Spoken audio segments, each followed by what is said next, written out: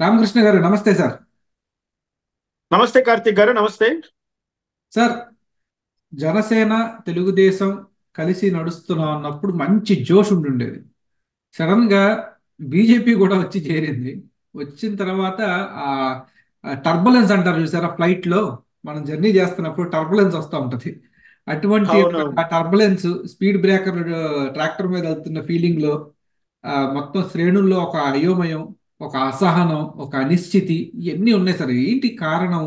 ఆ, ఇప్పుడు బీజేపీ ముందున్న కర్తవ్యం ఏంటంటారు? రాష్ట్ర బీజేపీ ముందున్న కర్తవ్యం. కార్తీక్ గారు, బీజేపీ గురించి మాట్లాడుకోవాలంటే మనము 2018 సంవత్సరానికి వెళ్ళాలి. 2018-17. ఎందుకు ఈ మాట అంటున్నానంటే, బీజేపీ, తెలుగుదేశం పార్టీ మనకు రాష్ట్రం విడిపోయిన తర్వాత కలిసి పోటీ చేశాయి. తర్వాత జనసేన వాళ్ళు బయట నుంచి మద్దతు ఇవ్వడం, ఆ రోజు చంద్రబాబు నాయుడు గారు ముఖ్యమంత్రి కావడం, పరిపాలనకి రావడం జరిగిపోయింది. ఇక్కడ ఒకటి గమనించాలండి. ఎందుకంటే విభజిత ఆంధ్రప్రదేశ్కి రావాల్సినటువంటి అనేకమైనటువంటి ప్రాజెక్టులు తీసుకురావడానికి చంద్రబాబు నాయుడు గారు ఆ రోజు ఆలోచన చేశారు.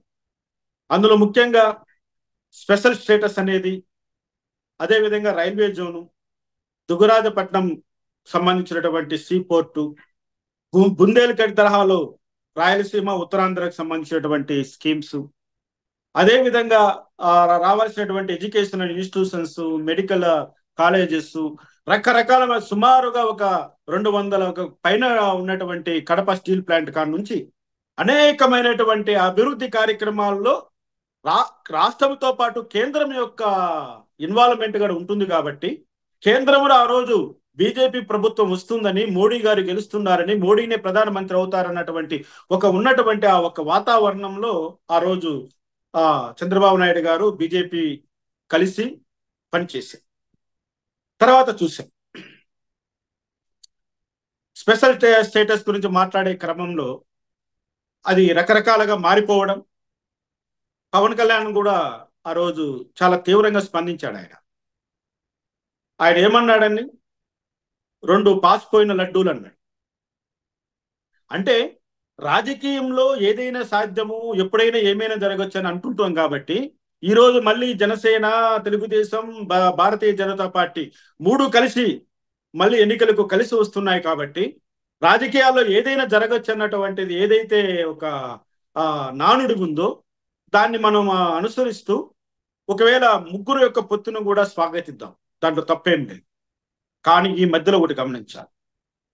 తెలుగుదేశం పార్టీ ఎప్పుడైతే ఎన్డీఏ నుంచి, కేంద్ర ప్రభుత్వంలో నుంచి తన మంత్రి పదవులకు రాజీనామా చేసి బయట వచ్చిందో, వెంటనే ఎవరు చేరారంటే అక్కడికి గుంటనక్కలాగా విజయసాయి రెడ్డి చేరాడు. విజయసాయి రెడ్డి అక్కడికి చేరి ఏం చేశాడండి? 2019 ఎన్నికలను ఎలా భ్రష్టు పట్టించారో, ఏ విధంగా మ్యానిపులేట్ చేశారో, ఏ విధంగా తెలుగుదేశం పార్టీని వాళ్ళు ఎలా ఇబ్బంది పాలు చేశారో, ఏ విధంగా ఆ రోజు ఎలక్షనింగ్ అన్నది ఎంత దారుణంగా వాళ్ళు నడిపారో ప్రజలందరూ చూశారు. వీటన్నిటినీ కూడా తెలుగుదేశం పార్టీ అధినేత చంద్రబాబు నాయుడు గారు మర్చిపోయాడు అని అనుకోవడానికి అవకాశం లేదు. ఆయన ఇవన్నిటిని గమనించాడు. ఆయనకున్నటువంటి రాజకీయ పరిజ్ఞానం, ఆయనకున్నటువంటి ఆ సీనియారిటీ ఒక్కసారి ఆలోచింపు చేసింది. ఎందుకు బీజేపీతో కలిసి వెళ్ళాలని ఆయన ఒక నిర్ణయం తీసుకున్నాడంటే, 1% కూడా ఓటు బ్యాంకులైనటువంటి బీజేపీని నమ్మడం కంటే కేవలం కేంద్రములో అధికారంలో ఉన్నటువంటి బీజేపీ వ్యవస్థలనన్నింటినీ నిర్వీర్యం చేసింది. కాబట్టి ఎలక్షన్ ఆంధ్రప్రదేశ్లో సజావుగా జరగాలన్నా, అత్యంత కిరాతకుడైనటువంటి జగన్మోహన్ రెడ్డి లాంటి వ్యక్తిని నిలువరించాలన్నా, ఇక్కడ జరుగుతున్నటువంటి పోలీసు అధికారుల యొక్క దాష్టికాలను కంట్రోల్ చేయాలన్నా కేంద్రం యొక్క సహకారం ఎంతైనా అవసరం ఉందన్నది ఇది ఎవ్వరూ కాదననేటువంటి సత్యం. ఈ క్రమంలో ఈరోజు బీజేపీ, తెలుగుదేశం, జనసేన మూడు కలిసి వెళ్తున్నారు. చంద్రబాబు నాయుడు తన మిత్రధర్మాన్ని తను పాటించాడు. 1% ఓటు కూడా లేనటువంటి బీజేపీ పార్టీకి 10 ఎమ్మెల్యే సీట్లు ఇచ్చాడు, 4 ఎంపీ సీట్లు ఇచ్చాడు. ఇంకా పెంచడానికి కూడా ఆయన ప్రయత్నం చేస్తున్నాడు. అంటే మిత్రధర్మాన్ని నేను పాటిస్తున్నానని ఆయన ప్రజల ముందర రుజువు చేసుకున్నాడు. నెక్స్ట్ టర్న్ బీజేపీది. ఎస్, బీజేపీ రహస్యంగా జగన్మోహన్ రెడ్డితో ఉన్నటువంటి బంధాన్ని తెంచుకుంటుందా, తెంచుకోదా? 4.5 సంవత్సరం పాటు ఆంధ్ర ప్రజలను పట్టి పీడించినటువంటి జగన్మోహన్ రెడ్డికి అన్ని రకాలుగా సహాయ సహకారాలను ఇచ్చినటువంటి కేంద్ర ప్రభుత్వం బీజేపీ వాటి నుంచి తప్పుకుంటుందా లేదా? ఇక్కడ జరుగుతున్నటువంటి అన్ని అరాచకాలను చూసి చూడనట్టుగా ఉన్నటువంటి బీజేపీ ఈరోజు ఆ అక్రమాల పైన ఉక్కుపాదం మోపుతుందా లేదా? వీటన్నిటినీ బీజేపీ ప్రభుత్వం తీసుకుపోయే చర్యలన్నిటినీ గమనించిన తర్వాత ఆంధ్రుడు ఒక నిర్ణయానికి వస్తాడని నేను అభిప్రాయపడుతున్నా. ఎందుకంటే మిత్రధర్మం పాటించినటువంటి చంద్రబాబు నాయుడుకి ద్రోహం చేయడానికి బీజేపీ కంకణం కట్టుకొని ఉందా, లేకపోతే మిత్రధర్మాన్ని పాటించి ధర్మరీతిలో ఇక్కడ ఎన్నికలు జరగడానికి బీజేపీ సహకరిస్తుందా కాదా? లేదా జగన్మోహన్ రెడ్డికి లోపాయకారిగా అన్ని సహాయ సహకారాలు అందిస్తూ మరొకసారి జగన్మోహన్ రెడ్డిని ఈ రాష్ట్రం పైన ఒక శనిలాగా కూర్చోబెట్టాలని, తమ పనులు తాము చేసుకోవడానికి అన్ని రకాలుగా అనుకూలంగా ఉంటాడని బీజేపీ పార్టీ భావిస్తుందా లేదా? ఇవన్నీ కూడా ప్రజలు గమనిస్తున్నారు. కార్తీక్ గారు, ముఖ్యంగా ఆంధ్ర రాష్ట్రం పైన బీజేపీకి పట్టు సాధించాలని ఎందుకు అనుకుంటుందో మీకు తెలుసా అండి? ఇక్కడ ఉన్నటువంటి సహజ వనరుల పైన ఆధిపత్యం కోసం, ముఖ్యంగా కేజీ బేసిన్ లో ఉన్నటువంటి గ్యాస్ నిక్షేపాల కోసం ఈరోజు ఆదాని ప్రయత్నం చేస్తున్నాడు. ఆ ఆదానికి లబ్ధి చేకూర్చే పని కేంద్రంలో మోడీ, అమిత్ షా చేస్తున్నారన్న సంగతి దేశమంతా తెలిసినటువంటి సత్యం. దానికి తోడు ఆంధ్ర రాష్ట్రానికి ఇవ్వవలసినటువంటి అన్ని ఆర్థిక ప్రయోజనాలను కూడా ఇవ్వకుండా తొక్కిపెట్టి వాళ్ళ ఖజానాలను అట్టు పెట్టుకున్నటువంటి కేంద్ర ప్రభుత్వం మళ్ళీ ఆ ఆర్థిక ప్రయోజనాలన్నీ కూడా ఆంధ్ర రాష్ట్రానికి చేరవేస్తారా లేదా, ఈ పొత్తువల్ అనేది కూడా ఇక్కడ ఒక పెద్ద సంశయాత్మకమైనటువంటి ఒక చర్చ.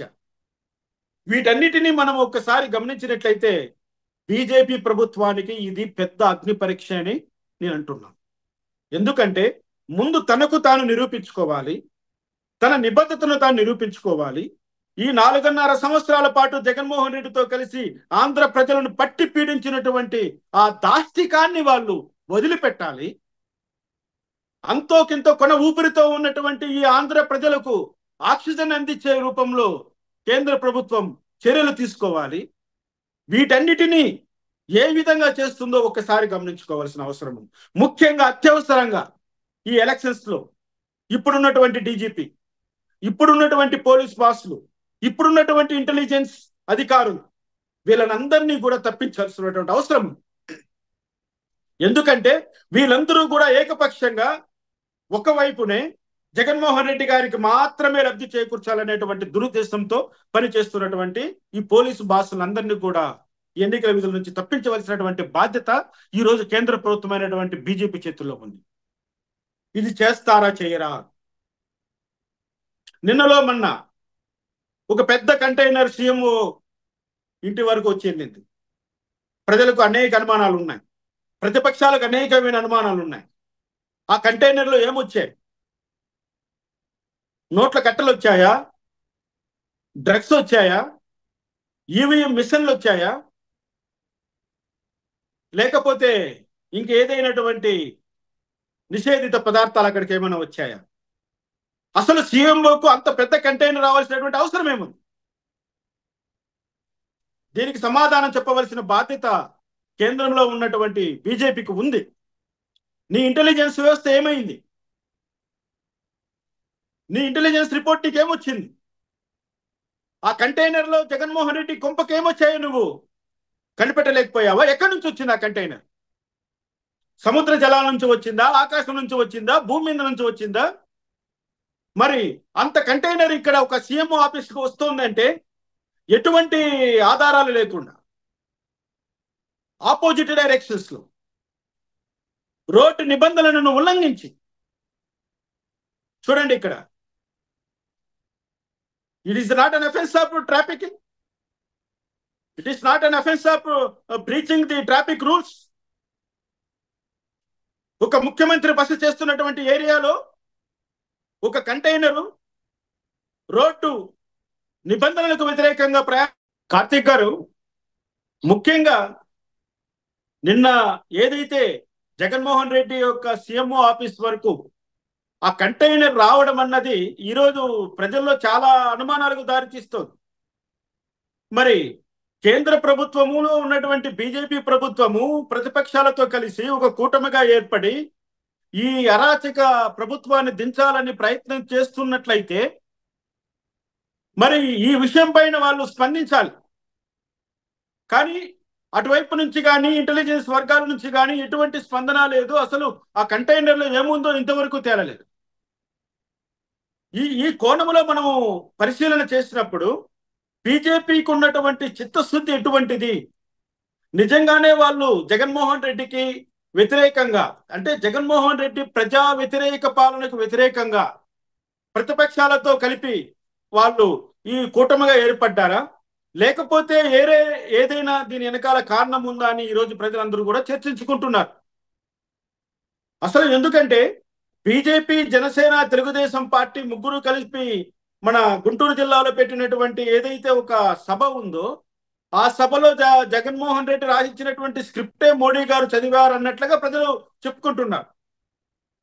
అంటే ఇంతవరకు బీజేపీ వైపు నుంచి జగన్మోహన్ రెడ్డికి సరైనటువంటి కౌంటర్ రాలేదు. ఈ జగన్మోహన్ రెడ్డి దాష్టికానికి బలైపోయినటువంటి ఐపీఎస్ ఆఫీసరు ఏపీ వెంకటేశ్వరరావు గురించి కూడా మనం ఇక్కడ మాట్లాడుకోవాలండి.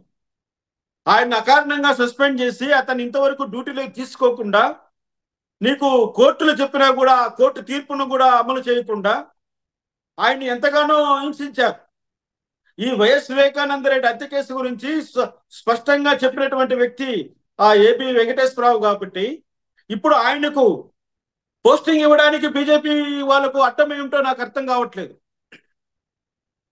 అంటే ఈ విధమైనటువంటి ఇంతవరకు కూడా ఎక్కడా కూడా ఏదైతే దొంగ ఓట్లు ఉన్నాయో, ముఖ్యంగా ఎక్కడెక్కడైతే ఈ యొక్క వాలంటీర్లు ఈరోజు జగన్మోహన్ రెడ్డికి పని చేస్తున్నారో, ఈ సచివాలయ సిబ్బంది అందరూ కూడా జగన్మోహన్ రెడ్డికి పనిచేస్తున్నారు, ఇటువంటి వాళ్ళకందరికీ కూడా చెక్ పెట్టే కార్యక్రమాన్ని కూడా ఇంతవరకు ప్రారంభించలేదు కేంద్ర ప్రభుత్వం. కాబట్టి కొన్ని పన్నుల చేత, వాళ్ళు చేసేటువంటి కార్యక్రమాల చేతే ప్రజల నిర్ణయానికి వస్తారు. ఏంటి బీజేపీ ప్రభుత్వము, బీజేపీ పార్టీ ఒక చిత్తశుద్ధితో, ఒక మనసులో ఎటువంటి కలంకం లేకుండా తెలుగుదేశం పార్టీ జనసేనతో కలిశారా లేదా అన్నది ఈరోజు ప్రజలకు స్పష్టత రావాల్సినటువంటి అవసరం ఉంది. ఒకవేళ ప్రజలు నమ్మలేదనుకోండి బీజేపీని, తప్పకుండా బీజేపీకి ఓట్లు వేసేటువంటి అవకాశమే లేదు. ఎప్పుడైతే బీజేపీకి ఓట్లు పడవో అక్కడ గెలిచే పార్టీ ఏది ఆటోమేటిక్ గా వైఎస్ఆర్సీపీనే గెలుస్తుంది అక్కడ. ఎందుకంటున్నానంటే మా చిత్తూరు జిల్లాకు సంబంధించిన మంత్రి పెద్దిరెడ్డి రామచంద్రరెడ్డి ఏం చెప్పాడండి, అసలు అడుగే పెట్టనివ్వను, వైనాడు కుప్పం అన్నాడు ఆయన. మొత్తం తిరుపతి పార్లమెంట్ అయితేనేమి, చిత్తూరు పార్లమెంట్ అయితేనేమి, రాజంపేట పార్లమెంట్ అయితేనేమి, మిగిలినటువంటి అసెంబ్లీ స్థానాలన్నింటిలో కూడా నేను తెలుగుదేశం పార్టీని చిత్తుగా ఓడిస్తానని అన్నాడు ఆయన. మరి ఇప్పుడు ఈ కార్యక్రమాలన్నీ చూస్తుంటే ఆయన మాటల్లో నిజం ఉందేమో అనిపించేటువంటి వాతావరణము ప్రజల్లో క్రియేట్ అయిపోయింది. తిరుపతి, ఇక్కడ ఒకటి గమనించాలండి, తిరుపతి లోక్సభ బీజేపీకి ఇచ్చారు, తిరుపతి సీటు బీజేపీ జనసేనకి ఇచ్చారు. అక్కడ తెలుగుదేశం పార్టీ సింబలే లేకుండా పోయింది. ఎన్నో అక్రమాలు చేసినటువంటి తిరుపతిలో, తిరుపతి బై ఎలక్షన్స్ అయితేనేమి, కరోనా టైంలో తిరుపతి రివ్యూ హాస్పిటల్లో ప్రాణాలు కోల్పోయినటువంటి 70 మంది అబాయకుల విషయం అయితేనేమి, తిరుపతి వెంకటేశ్వర స్వామికి జరిగినటువంటి అపవిత్రమైనటువంటి చర్యలు అయితేనేమి, తిరుపతిలో ఎర్రచందనం స్మగ్లింగ్ విషయాలు అయితేనేమి, ఇటువంటి అనేకమైనటువంటి అంశాలతో వైసీపీ పైన ప్రజలు విసిగిపోయినటువంటి సందర్భంలో ప్రధాన ప్రతిపక్షమైనటువంటి తెలుగుదేశం పార్టీ సైకిల్ సింబలే లేకుండా అక్కడ ఎన్నికలు జరుగుతూ ఉంటే ప్రజలు ఏ విధంగా అర్థం చేసుకుంటారో అన్న అంశాన్ని కూడా ఇక్కడ గుర్తు చేసుకోవాలి. తిరుపతి పార్లమెంటు సీటును, తిరుపతి అసెంబ్లీ సీటును, చిత్తూరు పార్లమెంటు సీటును, రాజంపేట పార్లమెంటు సీటును బంగారుపాలెంలో పెట్టి పెద్దిరెడ్డి కాళ్ళ ముందర పెట్టేశారు తెలుగుదేశం, జనసేన, బీజేపీ శ్రేణులు. ఆయన ఏ ధైర్యంతో అంత మాట అనగలిగాడో, ఎవరైనా దానికి సమాధానం చెప్పేటువంటి నాయకుడు ఎవరైనా ఉన్నాడు తెలుగుదేశంలో అంటే లేదు. రాజంపేట బీజేపీ కేటాయించారు. ఇక్కడ నుంచి మాజీ ముఖ్యమంత్రి కిరణ్ కుమార్ రెడ్డి గారు పోటీ చేస్తున్నారని చెప్తున్నారు. మరి కిరణ్ కుమార్ రెడ్డి గారు ఇన్ని రోజులు ఎక్కడ ఉన్నాడు? కిరణ్ కుమార్ రెడ్డి ప్రజల్లో ఉన్నాడా లేదా? కిరణ్ కుమార్ రెడ్డికి రాజంపేట ప్రజలకు అనుసంధానం ఏ విధంగా ఏర్పడుతుంది? అసలు కిరణ్ కుమార్ రెడ్డితో తెలుగుదేశం శ్రేణులు కలిసి పనిచేస్తాయా లేదన్నది కూడా ఆలోచించుకోకుండా మా రాజంపేట సీటు బీజేపీ కేటాయించారు. ఆ విధంగా అనేకమైనటువంటి ఈ లోకల్ ఎమ్మెల్యే సీట్లో కూడా చాలా సర్ప్రైజింగ్, ఆశ్చర్యకరమైనటువంటి క్యాండిడేట్లు కూడా ఇక్కడ పోటీలు నిలబడ్డారు కార్తీక్ గారు. మరి ఇటువంటి వాతావరణంలో బీజేపీ గురించి, జనసేన గురించి, తెలుగుదేశం గురించి ఏ పార్టీ శ్రేణులు ఏమనుకుంటున్నారో ఒక్కసారి ఆలోచించాలి. 40% పైగా ఓట్లు ఉన్నటువంటి తెలుగుదేశం పార్టీ 1% కూడా ఓటు బ్యాంకు లేనటువంటి బీజేపీతో ఆ విధంగా కలిసి ప్రయాణం చేయాలని నిర్ణయం తీసుకోవడం ఒక రకంగా భయపడే అని నేను అంటున్నాను. చంద్రబాబు నాయుడు భయపడ్డాడు. ముందస్తుగానే ఆయన భయస్తుడు, ఇంకా భయపడిపోయాడు. అసలు ఈ రాక్షసుడిని మళ్ళొకసారి సీఎంగా చూడాల్సి వస్తే తను గడిపినటువంటి జైలు జీవితం అయితేనేమి, తన పార్టీ శ్రేణులు అనుభవించినటువంటి ఆ ఘోరమైనటువంటి సందర్భాలు అయితేనేమి ఆయన ఒకవేళ గుర్తు చేసుకుని ఉండవచ్చు. తప్పులేదు. ఎందుకంటే తను నమ్ముకున్న పార్టీ వారిని, తను నమ్ముకున్నటువంటి కార్యకర్తలను తన వారికి నష్టం కలగకుండా చూడవలసిన బాధ్యత నాయకుడి పైన ఉంటుంది. నాయకత్వ లక్షణాల్లో అది ఒక ప్రధానమైనటువంటి లక్షణం అంటాడు కౌటిల్యుడు. అంటే తన ప్రజా సంక్షేమం కోసం, తన ప్రజల కోసం ఒక్కొక్కసారి ఇటువంటి సంఘటనలు చేతులు కలిపినా కూడా తప్పులేదనేది ధర్మశాస్త్రం. బీజేపీతో తెలుగుదేశం పార్టీ కలవడం అన్నది తప్పు కాదు, అది సందర్భానుచితమైనటువంటి అవసరం. అటువంటి సందర్భాన్ని క్రియేట్ చేసింది బీజేపీ ప్రభుత్వం. ఇక్కడ ఒకవైపు దుర్మార్గుని పెట్టింది. ఆ దుర్మార్గుని ఎదుర్కోవడానికి కావలసినటువంటి బలం మన దగ్గర ఉన్నప్పటికీ కూడా బలానికి చేతులు కట్టేస్తోంది. ఎలక్షన్ కమిషన్ అనే రూపంలో మన బలానికి పేడీలేస్తున్నారు. మరి ఆ పేడీలు మనకు పడకుండా మనము ఆ యొక్క కిరాతకుడి పైన పోటీ చేయడానికి, ఎదుర్కోవడానికి మనకు శక్తియుక్తులు కావాలంటే ఆ పేడీల నుంచి మనకు రక్షణ కావాలి. ఆ పేడీలు వేస్తున్న వాడికి అందుకోసమే మనము కలుపుకోవాల్సినటువంటి అవసరం వచ్చింది. చాలా మంది అంటున్నారు తెలుగుదేశం పార్టీ సైకిల్ గుర్తుకి ఫ్రంట్ పవన్, బ్యాక్ బీజేపీ అని. Back tyre BJP, front tyre Pawan. కానీ స్టీరింగ్ మాత్రము బాబు గారి చేతిలోనే ఉంటుందండి. అంతవరకు భయపడవలసిన అవసరం లేదు. ఆ 2 టైర్లు ఈ ప్రయాణంలో మనకు ఉపయోగపడేటట్టుగా భావించాడు కాబట్టి బ్యాక్ బీజేపీ ఉన్నా, ఫ్రంట్ పవన్ ఉన్నా, స్టీరింగ్ మాత్రం చాలా తేజలో పెట్టుకొని ఈరోజు ప్రజల ముందుకు వస్తున్నాడు చంద్రబాబు నాయుడు గారు. కాబట్టి బీజేపీ తన చిత్తశుద్ధిని నిరూపించుకుంటుందా లేదా అన్న దానికి ఇంకొంచెం సమయం వేచి చూద్దాం. సార్. మరి నామినేషన్ల ఉపసంహరణ దాకా చూద్దాం. మరి ప్రజలు సమయం లేదు మిత్రమా అంటారో, మరి ప్రజలు కూడా వెయిట్ చేస్తారో మనకి నామినేషన్ వరకు నాటికి తెలియకపోతుంది సార్. ధన్యవాదాలు.